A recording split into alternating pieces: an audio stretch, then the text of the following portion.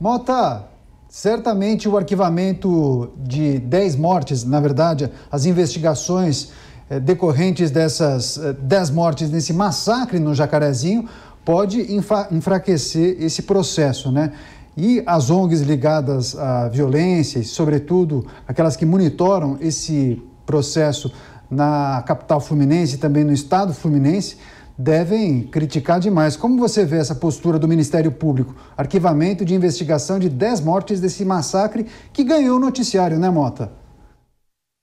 Daniel, eu conheço bem essa situação, acompanho há muito tempo a situação de segurança pública no Rio de Janeiro, exerci durante um curto período de tempo a função de último secretário de segurança aqui no Rio de Janeiro, conheço os policiais envolvidos nessa operação e digo com toda certeza, é completamente indevido se chamar essa operação de chacina, de massacre. Isso é um absurdo, isso é um tratamento que não se dá nem a criminosos que hoje são presos em flagrante, gravados em vídeo. Esses criminosos são chamados de suspeitos. No entanto, antes que seja finalizada qualquer investigação, já se classificou essa operação de massacre, de chacina.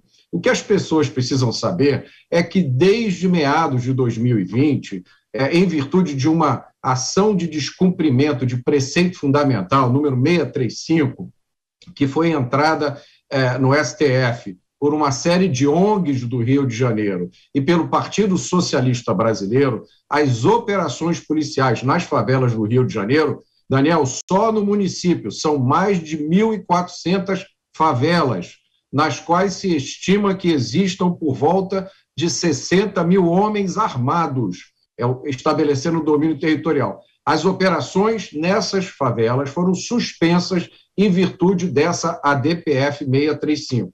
A polícia tem avisado que os traficantes estão usando essa trégua para criar santuários do crime, fazendo barricadas, adquirindo munição e armamento pesado. E foi justamente isso que aconteceu no Jacarezinho, Daniel. O que a maioria das pessoas não sabe é que aquela operação policial no Jacarezinho, ela foi feita por determinação judicial para cumprir mandados de prisão. Ela foi 100% autorizada. O que acontece é que houve um vazamento desta operação.